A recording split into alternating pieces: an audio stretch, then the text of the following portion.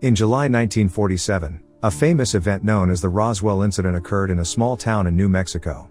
For decades, people have been trying to figure out whether the crash that happened on that summer night was an extraterrestrial UFO or an aviation weather balloon. Until 1997, a former U.S. intelligence officer named Philip Corso revealed the truth with his book The Day After Roswell and brought to light what really happened, just a year before his passing. According to Philip Corso's account in the book, not only did the UFO from Roswell exist, but he also witnessed the extraterrestrial beings being transported back to the base from the Roswell crash site. After the incident, the debris from the crash was quickly carried back to Fort Riley Army Base in Kansas by 5 trucks.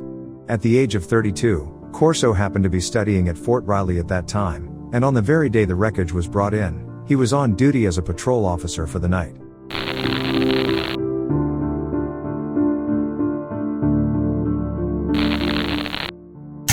The day after Roswell. During Philip Corso's service in the United States Army from 1942 to 1963, he attained the rank of lieutenant colonel and held various important positions.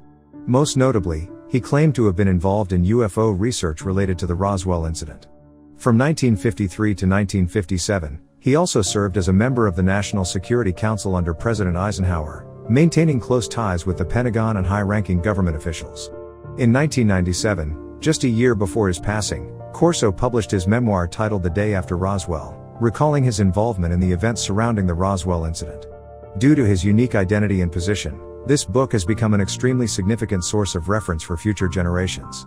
The following is an overview of Corso's in-depth analysis and speculations regarding the extraterrestrial aspects of the Roswell incident. Colonel Philip Corso, who had previously worked in the Foreign Technology Division of the United States Army Research and Development Bureau at the Pentagon, was constantly involved in deciphering extraterrestrial technology. He obtained detailed information about the crashed UFO and the extraterrestrial beings. In fact, he used the items collected from the Roswell incident's crashed UFOs to engage in reverse engineering, exploring their purposes, and collaborating with private enterprises for research and development. He was assigned to this work from 1961 and was given a file cabinet that was filled with pictures and data related to the Roswell incident that occurred in 1947. After going through this material, he learned firsthand and in detail about the true nature of extraterrestrial beings and their UFOs. Contrary to people's perceptions of flying saucers being disc-shaped, it was only after the Roswell incident that they came to know what the real UFOs looked like. After Colonel Corso went through a large amount of pictures and data, he discovered that UFOs were not the disc-shaped craft that people had speculated or imagined. Instead, they resembled triangular winged aircraft, similar to the German Hirten Ho 229 developed during World War II. It was rumored that all the classified information about this aircraft fell into the hands of the Soviet Union after the end of World War II. Therefore, when Colonel Corso first saw the photos of the UFOs descending during the Roswell incident, he momentarily thought it might be a secret Soviet weapon crash. Later, as he reviewed other related records, he came to understand what really happened. According to eyewitness accounts, the UFO, resembling a ray fish, plunged into the ground at a 45-degree angle, causing intense vibrations and creating a fissure from above. 4 bodies resembling extraterrestrials were scattered near the UFO, while 2 other beings were barely breathing nearby. The soldiers from the 509th Composite Group stationed at Roswell Army Airfield, responsible for bringing back the debris from the crash site, were left in shock at the sight they had never seen before. Some of them were almost in a state of terror. At that moment, one of the extraterrestrials seemed to be attempting to escape. It was writhing in pain, trying to climb upwards, and the surrounding soldiers aimed their guns at it. Just then, the commanding officer on the scene shouted loudly, "Don't shoot." However, a few soldiers, overwhelmed by nerves, had already fired their weapons, and the extraterrestrial was shot dead on the spot. The other remaining alien, still alive, stopped breathing while being transported to Roswell Base. As Colonel Corso read up to this point, he suddenly remembered a strange experience from 14 years ago. On July 4, 1947, he was a major at Fort Riley Army Base in Kansas. It was Independence Day, and the atmosphere was filled with a festive mood. He happened to be the duty officer for the day. Just past 10 o'clock at night, while patrolling the base, he passed by the Veterinary Science Building and saw Sergeant Brown waving and motioning him to come over. He walked over and asked, "What's up?" Sergeant Brown placed a finger on his lips, signaling him to be quiet, and then asked softly, "Major, have you seen what's inside the wooden crates placed in this building?" He was referring to the 30 crates piled up inside the building, which had been brought in by large trucks earlier that day. The items were temporarily stored on their way from Fort Worth Air Base in Texas to Wright-Patterson Air Force Base in Ohio. Due to a memo issued to the duty officer stating, "No one is allowed inside the Veterinary Science Building," Colonel Corso at that time reprimanded Sergeant Brown. However, he couldn't resist his curiosity and decided to see what was going on anyway. As Colonel Corso had a secret clearance to access restricted areas, there was no issue for him. So he entered the building, and in the moment he opened one of the wooden crates, he was stunned, frozen in shock. Inside the wooden crate, there was a glass container filled with blue liquid, and it held a horrifying humanoid creature. Its head was disproportionately large, with a sharp chin resembling an upside-down pear. There was nothing on its face that could be called hair or eyebrows, but its eyes were exceptionally large, entirely black without any whites visible. Its nose and mouth were unbelievably small, and there were only 2 holes where the ears should be. Its hands and legs were thin and long, with only 4 fingers on each hand. This humanoid creature was wearing a full-body suit made of a material that completely covered its body. However, as the entire body was soaked in the blue liquid, it wasn't very clear. Although these creatures had a general human-like appearance, upon closer inspection, they were quite different from humans, giving off a somewhat eerie feeling. Based on the shipping manifest pasted on the wooden crate, these containers carrying the bodies were sent from Fort Worth Air Base, passed through Wright-Patterson Air Force Base in Ohio, and finally delivered to Walter Reed Army Medical Center. After ordering Sergeant Brown not to disclose this matter to anyone, Colonel Corso decided to completely forget about this nightmarish encounter. For the military, undoubtedly, this was an extremely classified matter. At that moment, Colonel Corso could never have imagined that this matter would be connected to the famous Roswell incident involving the alleged crash of extraterrestrial UFOs. He believed that investigating this matter would be a futile endeavor and decided to let it go. Reverse engineering. Corso stated in his book that his job was to analyze intercepted foreign military hardware, such as weapons developed by France or intelligence about vertical takeoff and landing fighters manufactured by the British. He would then study these hardware pieces to deduce their manufacturing principles and apply them to military technology. This approach is known as reverse engineering. During the Cold War, reverse engineering played a crucial role in espionage activities. Some aircraft, missiles, and spacecraft often incorporate materials with advanced technology, and the presence of this advanced technology can be analyzed through just a fragment of these materials. Corso claimed that in 1947, he saw the bodies of extraterrestrials found near Roswell, New Mexico at Fort Riley Army Base. He never shared what he witnessed at Fort Riley with anyone. However, in the summer of 1962, Colonel Corso, who was 46 years old at the time, was ordered to join a White House program that forced him to recall those strange experiences. According to Corso, during the Cold War, the US government was deeply concerned about the Soviet Union gaining access to extraterrestrial technology. On July 20, 1962, General Trudeau called Corso into his office. Corso was then serving as Major General Arthur Trudeau's special assistant, responsible for Army research and development and overseeing the Foreign Technology Division.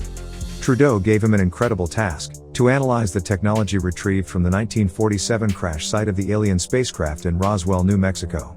According to Corso, an ordinary filing cabinet contained super advanced products retrieved from the Roswell crash site, including a sheet of super strong metallic fabric that Corso believed might have been used to protect extraterrestrial pilots in the UFO, a tube that seemed capable of emitting intense red light, which Corso thought could be a surgical device or some kind of weapon, a band made by extraterrestrials that, according to Corso, might have been used for thought transmission or controlling the alien spacecraft. A fragment that Corso believed was a microcircuit, a wrapped glass tube that Corso thought was used by aliens to transmit information, and a chip that allowed anyone to see objects in the dark clearly.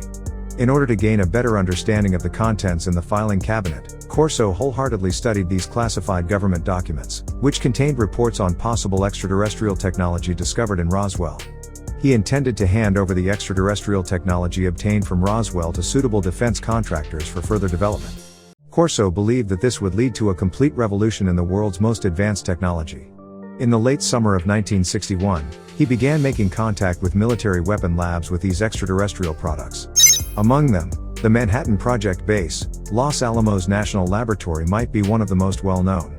As Corso started his plan, the Virginia-based Fort Belvoir was secretly conducting a decade-long project to develop night vision technology. Corso claimed that he would be the first to present the alien technology to this laboratory, intending to carry out reverse engineering on the technology. According to Corso, eyewitness reports of the Roswell crash mentioned that the alien craft was equipped with image-enhancing technology. Even at night, the outside world appeared as bright as day when looking out from the spacecraft. Corso insisted that by the end of 1961, he had assisted researchers by showing them the chip with light-enhancing capabilities brought back from Roswell. Corso also studied a certain mysterious super-strong fiber.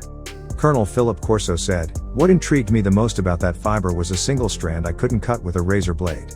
In his book, Corso proposed the idea that the aliens' flight suits were made from this fiber. He claimed that the military had attempted to send this fiber to the University of Colorado in an effort to understand its manufacturing process. As Corso predicted, in the mid-1960s, there were significant advancements in the field of super-strong fibers using polymer technology. In 1965, Kevlar ballistic material was introduced, which could be used to make bulletproof vests. According to Corso, this served as further evidence that extraterrestrial technology was aiding humanity.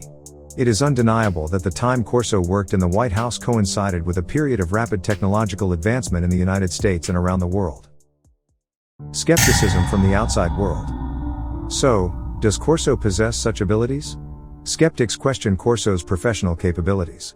Nuclear physicist Stanton Friedman said, "I read what he wrote a few years ago, and I found that it wasn't high-tech stuff. I've worked with many technicians at General Electric, Westinghouse Electric, General Motors, TRW Systems, and McDonnell Douglas. I see no evidence in what Corso wrote that he has the knowledge, skills, talent, and background to handle these things and put them into industrial production." However, Corso has his own response to these opposing voices. He said that he was assisted by a team of first-class scientists to decipher the secrets of Roswell. Corso stated, "I wasn't trained, and I didn't have a background. But luckily, I had German scientists helping me. I knew Werner von Braun, and I also knew Hermann Oberth. Oberth was very helpful to us. However, we had to remain silent to protect our budget and organization." Philip Corso claimed that he could handpick any personnel he needed for the team, engineers, scientists, and he even told the Germans to bring in a few German scientists to assist American scientists' work. After studying the reports about Roswell carefully, Corso claimed that he had formed his own theory about how the alien spacecraft operated. Corso's theory was that the alien spacecraft moved through jumps. It didn't fly from one place to another but jumped. According to him, what they knew was that there was a wave around the spacecraft that turned it from an ordinary spaceship into a time machine.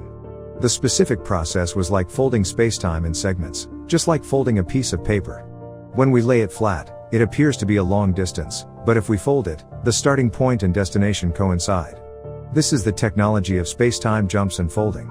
However, one thing is certain, if there were such spacecraft with the ability to achieve this technology, it would be extremely advanced. This would involve enormous energy, beyond what humans currently possess. There are no memorandums, no instructions, no documents, and no existing evidence that directly support Corso's claims about reverse engineering extraterrestrial technology. Philip Corso explained that the reason there was no evidence left behind was that he had to keep his reverse engineering plan classified. Corso speculated that the alien spacecraft was controlled by a thought manipulation device implanted in the aliens' heads. He admitted that he lacked the ability to further study the aliens' thought control technology, as he believed only the aliens' brains could make it work. In 1998, Corso passed away, but before he did, he said, "At my age, what do I have to lose? I must let my descendants know about this because I don't know how much longer I'll live, and when I'm gone, this will go with me." Over the years since the Roswell incident, similar disclosures have been continuously surfacing. Philip Corso's disclosures further intensified the already popular UFO flying saucer topic in the last century. However, whether what Philip Corso said is true or if he made it up himself remains uncertain. As he repeatedly insisted on the veracity of his claims, and without further evidence, the matter was debated for a while before fading away. Everything Corso talked about, whether it was a carefully planned prank or real secret history, or another layer of complex misinformation planned to cover up some of the United States' secret military projects, we may never know for sure. Regardless, the Roswell incident remains one of the important pieces of evidence for the existence of extraterrestrial life. If you enjoy this topic, don't forget to like this video and follow us. See you next time.